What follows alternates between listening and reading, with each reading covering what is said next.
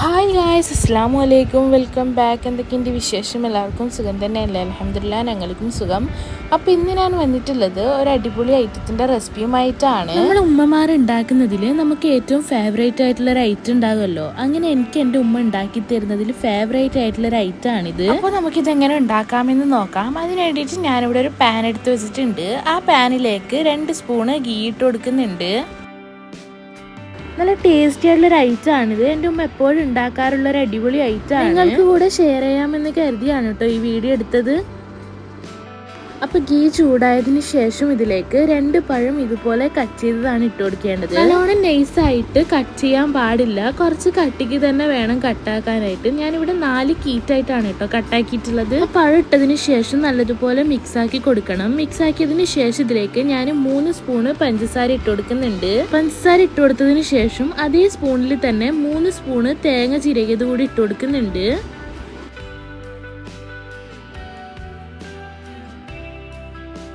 തേങ്ങ ചിരകിയത് ഇട്ട് കൊടുത്തതിന് ശേഷം നമുക്ക് ഇതെല്ലാം കൂടി നല്ലതുപോലെ തന്നെ മിക്സാക്കി എടുക്കാം. മിക്സാക്കി എടുക്കുമ്പോൾ പ്രത്യേകം ഒന്ന് ശ്രദ്ധിക്കണം, പഴമൊന്നും ഉടഞ്ഞു പോവാത്ത രീതിയിൽ വേണം കേട്ടോ മിക്സാക്കി എടുക്കാനായിട്ട്. അപ്പം അതൊക്കെ ഒന്ന് മിക്സാക്കി കൊടുത്താൽ മതി. പഴമൊന്നും ഉടഞ്ഞു പോവാത്ത രീതിയിൽ തന്നെ മിക്സാക്കി എടുക്കാൻ വേണ്ടിയിട്ട് പ്രത്യേകം ശ്രദ്ധിക്കണം. ഇനി നമുക്കിതൊന്ന് 10 മിനിറ്റ് മൂടി വെച്ച് വേവിച്ചെടുക്കണം. പഴമൊന്ന് വെന്ത് വരാൻ വേണ്ടിയിട്ടാണ് കേട്ടോ ഇങ്ങനെ ചെയ്യുന്നത്.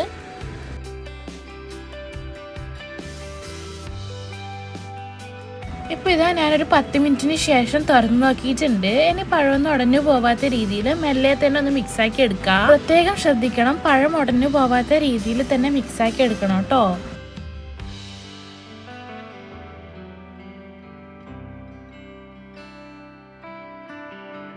അപ്പോൾ നമുക്ക് കുട്ടികൾക്ക് ബ്രേക്ക്ഫാസ്റ്റ് ആയിട്ടും ഈവനിങ് സ്നാക്ക് ആയിട്ടും ഒക്കെ കൊടുക്കാൻ വേണ്ടി പറ്റിയൊരു അടിപൊളി ഐറ്റം ആണ്. അവർ നല്ല ഇഷ്ടത്തോടെ കഴിക്കുകയും ചെയ്യും. അപ്പോൾ നമുക്കൊന്ന് ഇളക്കി കൊടുത്തതിന് ശേഷം ഒരു 5 മിനിറ്റ് കൂടി മൂടി വെച്ച് വേവിച്ചെടുക്കാം. അപ്പോൾ ഇതാ വീണ്ടും ഒരു 5 മിനിറ്റിന് ശേഷം ഞാനൊന്ന് തുറന്നിട്ട് എല്ലാം കൂടി നല്ലതുപോലെ മിക്സാക്കി എടുക്കുന്നുണ്ട്. തേങ്ങയും പഞ്ചസാരയും എല്ലാം നല്ലതുപോലെ തന്നെ മിക്സായി വരുന്ന രൂപത്തിൽ ഇളക്കി കൊടുക്കണം. ഇനിയിപ്പോൾ ഇതിലേക്ക് ഞാൻ ഇട്ട് കൊടുക്കുന്നത് 2 സ്പൂണ് ഗീ ആണ്.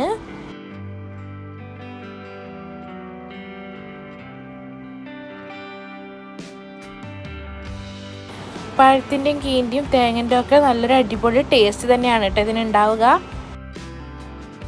ഞാനിപ്പോൾ ഇതിലേക്ക് ഇട്ട് കൊടുക്കുന്നത് ഇങ്ങനെ ആരും ഇട്ട് കൊടുക്കാറില്ല, പക്ഷെ നമ്മൾ ഇട്ട് കൊടുക്കാറുണ്ട് കേട്ടോ. അപ്പോൾ ഇതുപോലെ ഇട്ട് കൊടുത്തിട്ട് ചെയ്യുമ്പോൾ നല്ലൊരു അടിപൊളി ടേസ്റ്റ് തന്നെയാണ് കേട്ടോ ഉണ്ടാവുക. ഇതുപോലെ 2 പഴത്തിന് ഒരു 3-4 പത്തിരി ഇതുപോലെ ഉടച്ചിട്ട് ഇട്ട് കൊടുത്ത് നല്ലതുപോലെ മിക്സാക്കി എടുക്കാം.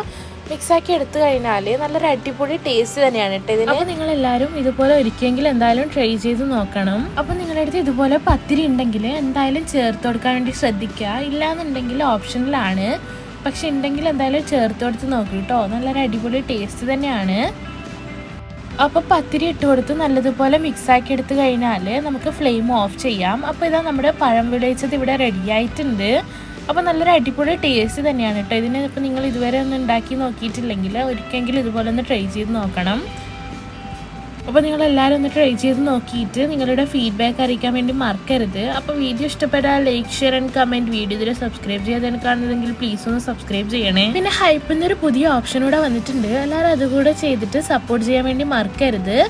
നെക്സ്റ്റ് ഒരു ന്യൂ വീഡിയോയുമായി വരുന്നവരേക്കും എല്ലാവർക്കും ബൈ. താങ്ക്